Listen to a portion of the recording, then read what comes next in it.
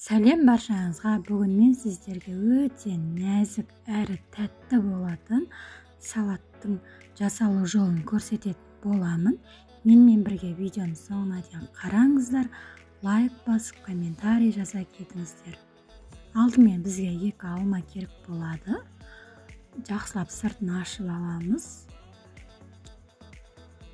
Алмамызды үккіштен өткізетін боламыз. Үккіштің ең кішкентайымен жасаймыз.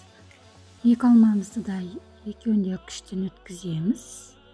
Қарап тұрғандарыңыздай видеодан.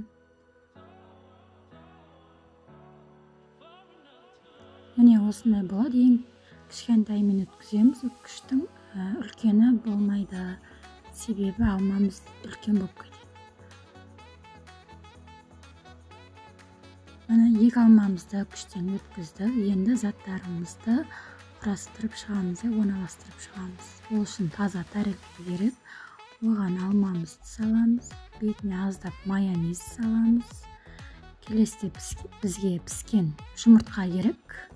Оны да кішісі үккіштен өткіземіз. Көріп тұрғандарыңыздай. Жақсылап орналастырып болғаннан кейін үстінен майонез жағып. Майонезімізді жағып шығамыз. Жан-жағына жағып, келесіде бізге ірімшік керек болады.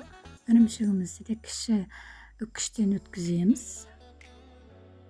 Қарап тұрғандарыңыздай барлық жеріне жағып шығамыз. Ірімшігімізді міне жан-жағын енді жинаймыз. Біздің салатымыз дайын болды. Жан-жағын жинап шығамыз. Салфеткамен сүртіп, жан-жағын әдемілеп шығатын боламыз. Жасап көріңіздер, өте нәзік, көріп тұрғандарыңыздай, өте нәзік, дәмі де өте ерекше болады. Өте тәтті.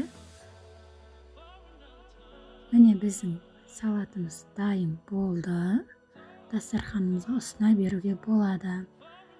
Видеоны соңына дейін көргеніңіз үшін рахмет. Каналыма тіркеліп, лайк басып, комментарий жаза кетіңіз. Сау болыңыз.